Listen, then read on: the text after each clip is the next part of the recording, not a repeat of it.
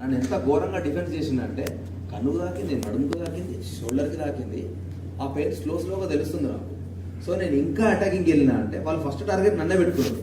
అది ముందే తెలిసింది, వాళ్ళు నా పండరా ఫస్ట్ అని.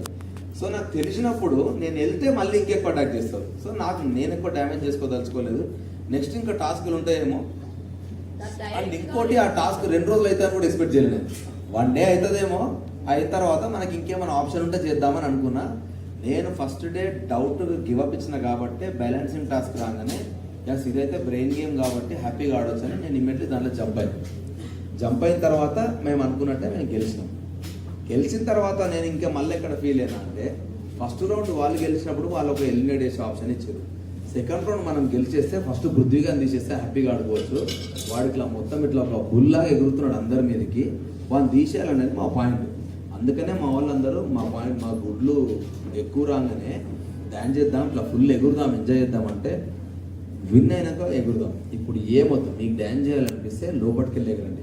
వాళ్ళని ఇన్స్టాల్ చేసినట్టు వద్దు, మనం లోపలికి వెళ్ళి ఎంజాయ్ చేద్దాం. ఇక్కడ ఏం అవసరం లేదు. మనం ఇప్పుడు హై వచ్చినాం కదా, చూద్దాం రేపు మనకి ఏం ఆప్షన్ ఇస్తారో చూద్దామని అనుకున్నాం.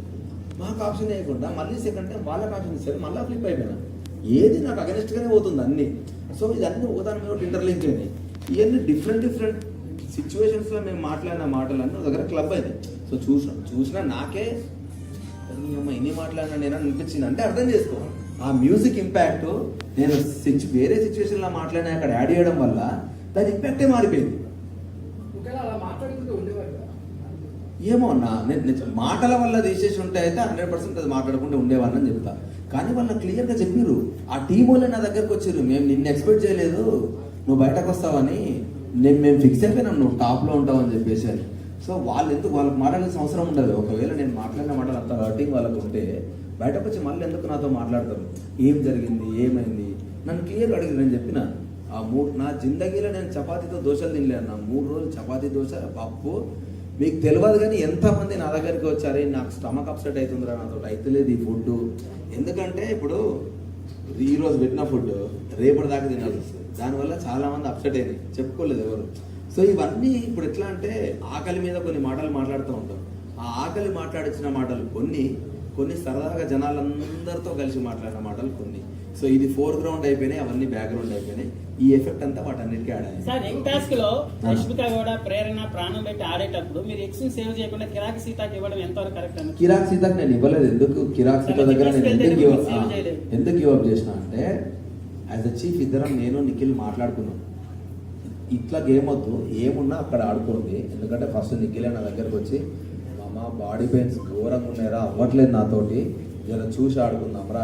నేను అన్నా మీరేం కొట్టాడ పెట్టుకున్నా అక్కడ మాట్లాడుకోండి మామ, ఇక్కడికి వచ్చిన తర్వాత వదిలేద్దాం, అక్కడ ఎంతనన్నా ఫైట్ చేసుకోండి మామ, దాన్ని బట్టి మనకు క్లారిటీ ఉంటుంది ఎంతవరకు ఆడాలని. ఇద్దరం మాట్లాడుకున్న తర్వాత ఓకే అన్నారు కాబట్టి నేను సైలెంట్ అయినా.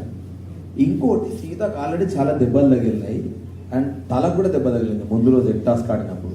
సో నేను సీత వచ్చి తీసుకెళ్తే నేను సడన్గా లేచి పట్టుకుంటే కింద పడితే దెబ్బ తగులుతాను కన్సర్న్ నేను అయిపోయాను. అండ్ ఇంకోటి, మేము ఆల్రెడీ మాట్లాడుకున్నాం. సో నేను ఏం ఎక్స్పెక్ట్ చేసిన అంటే నిఖిల్ గారు వచ్చి మేము ఆల్రెడీ మాట్లాడుకున్నాము వద్దురా అని వాడు వచ్చి అన్నాడు కూడా, మనం మాట్లాడుకున్నాం వాళ్ళ ఎక్స్ వాళ్ళకి ఇద్దామని. సోనియా డిఫెండ్ చేసుకుంటూ స్టార్ట్ చేసింది, ఇది మా గేమ్ అని. ఇక అడ్డంగా వితండవాదం చేస్తే నేను ఏం చేయలేను. యాజ్ ఎ చీఫ్ మాట్లాడుకున్నప్పుడు ఆ రూల్ ఒకటి వెళ్ళాలి. మీరు నిన్న అంత దాకా వచ్చిన వాడు మళ్ళీ ఎక్స్ ఇస్తా అన్న వాడు సడన్గా నిన్న మీరు ఆడారు కదా ఈరోజు మేము ఆడతామనంటే ఇక ఇంకేం మాట్లాడతాను నేను దానికి. సైలెంట్ కదన్నా. ఇప్పుడు గొడవ నువ్వు లాజికల్గా మాట్లాడితే గొడవ పడతా, నువ్వు అడ్డంగా ఇష్టం వచ్చినట్టు మాట్లాడతా అంటే ఆల్రెడీ నాకు గొంతు ఖరాబ్ అయింది. నేను అప్పటికి నేను అదే చెప్తున్నా, అందుకే అంటున్నా. యాక్చువల్లీ ఇప్పుడు ఆడియన్స్ మిస్టేక్ అని నేను అంటే ఏంటంటే ఆడియన్స్ వాళ్ళకి ఎంతవరకు చూపిరో అదే చేస్తారు. సింప్లెస్ట్ ఎగ్జాంపుల్, బయటకు వచ్చిన తర్వాత ఫస్ట్ నా వైఫ్ అడిగింది ఏం తెలుసా, నువ్వు సీతను ఎందుకు తిట్టినావు, సీత నీ మీద హర్ట్ అయింది, పెద్ద గొడవ అయింది కదా అని అన్నది. కానీ మీరు బయటకు వచ్చినాక సీతను అడగండి, మేమిద్దరం గొడవ పడ్డ తర్వాత సీత లోపలికి వెళ్ళి ఏడ్చింది. ఏం ఏడ్చింది తెలుసా, ఆయనను నేను సొంత అన్నలాగా ఫీల్ అయినా, తిట్టాల్సింది అన్నాను కాదు, ఎవడి మీదో కోపం నేను అభయన్న మీద చూపించిన అని ఏడ్చింది ఆ పిల్ల.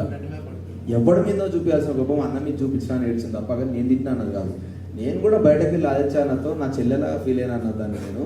అది కూడా ఎందుకంటే నేను యష్మి మన ప్లేట్స్ మనం కడగొద్దన్నప్పుడు కూడా నేను సైలెంట్గా నా ప్లేట్లను కడుక్కుంటూ పోయడం, ఎందుకు వాళ్ళకి ఇబ్బంది పెట్టాలని ఇంటెన్షన్గా. అలాంటి నా గురించి తెలిసి కూడా సీత నన్ను ఎట్లంటది, అది అన్న అన్న అన్న దగ్గర జస్ట్ నా ఫీలింగ్స్ దానికి అర్థం కాలేదని నేను ఫీల్ అయినా. ఆ రోజు మాట్లాడదామని ట్రై చేసిన, కానీ ఒక మనిషి ఏడ్చి నీతో మాట్లాడడానికి రెడీగా లేనప్పుడు మనం మాట్లాడదు, అది ఇంకా వరస్ట్కి వెళ్తుంది. సో నేను విష్ణుప్రియని అడిగినా, ఆదిత్య అన్నని అడిగినా సీతతో మాట్లాడడానికి, ఆమె రెడీ ఉన్నప్పుడు వస్తుంది అంటే వెయిట్ చేసినాను. నెక్స్ట్ డే ఈవినింగ్ దాకా వెయిట్ చేసినాక అన్న మాట్లాడదామా అన్నది.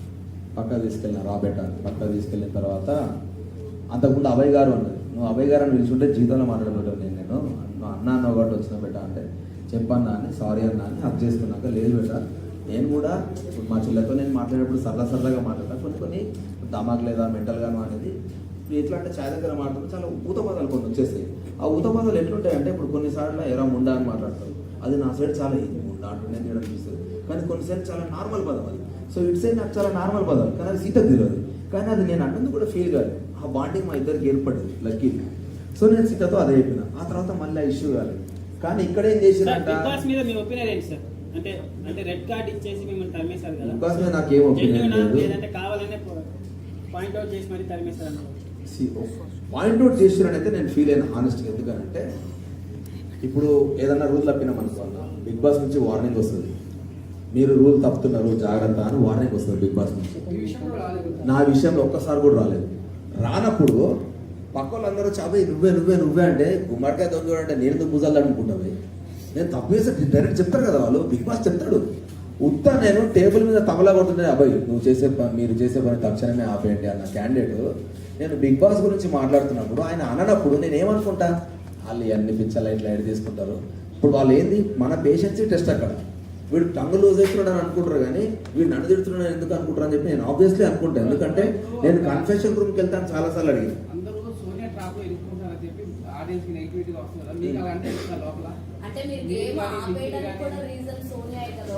ఏ గేమ్ లేదు, నేను ఆపేయలే.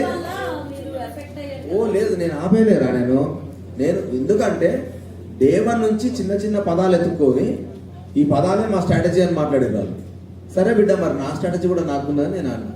క్లియర్, నేను రూల్ గురించే ఫైట్ చేస్తున్నాడా. వాడు బయటకు వెళ్తే లోపలికి తీసుకురావాల్సిన బాధ్యత సంచాలకుది.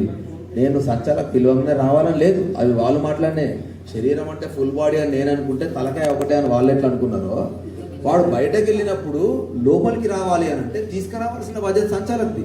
అంతకుముందు సంచాలకు ఏం చేస్తారు జనరల్గా, వాడు రూల్ అన్నప్పుడు ఇప్పుడు ఎంపైర్ ఉన్నాడు, నేను లైన్ బటన్స్ ఏమంటాడు, నువ్వు లోపలికి వచ్చినాక గేమ్ కంటిన్యూ చేస్తా అంటాడు. నువ్వు మధ్యలోకి వచ్చినాక నేను చేస్తా అంటే నీ మాట నేను ఎందుకు ఇంటా, నేను బరాబరేనా. ఇప్పుడు ఆమె ఇంటదా వేరే సంచాలకైతే మారితే మంచిదే కదా అని కూడా అనుకున్నాను. ఆ తర్వాత సిచ్యువేషన్ బట్టి ఏడుస్తూ ఉన్నాడు.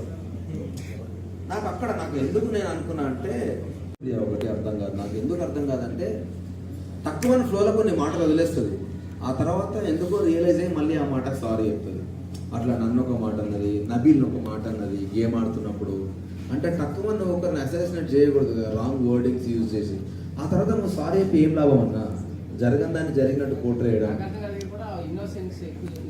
అది ఇంకోసారి అదే మాట చిక్కానే ఉంటుంది. నేను ఎగ్ టాస్క్లో 2 సార్లు ఫ్లిప్ అయింది. అదే ఫుడ్ గురించి నువ్వు ఏడ్చినావు ఫస్ట్ వీక్లో, అరే అమ్మ నాకు తెలిసిన ఫ్రెండ్ ఈమెనే కదా అని నేను బాధపడ్డా. అదే ఫుడ్ గురించి మేము తెల్లారి 1 అవర్ మాకు ఇచ్చినప్పుడు మేము వండుకుంటామని అన్నాం. అరే మేము బెస్ట్ బ్రేక్ఫాస్ట్ వండుకుంటామని. ఆ టాప్ 5 నేను అనుకున్నా చెప్తా. ఇప్పుడున్న కంటెస్టెంట్ వల్ల నబీల్, నిఖిల్, ప్రేరణ అండ్ యష్మి కాకుండా మణికట్టు ఉండడు. చెప్తా లేదు, ఎందుకంటే ఫిజికల్ టాస్క్ ఇట్లాంటి ఇంతకంటే ఎక్కువ వచ్చినాయి అనుకో, మనకంటే హెల్త్ మీద భయం అవుతుంది నాకు. వాడు ఒక సిచ్యువేషన్లో నాకు భయం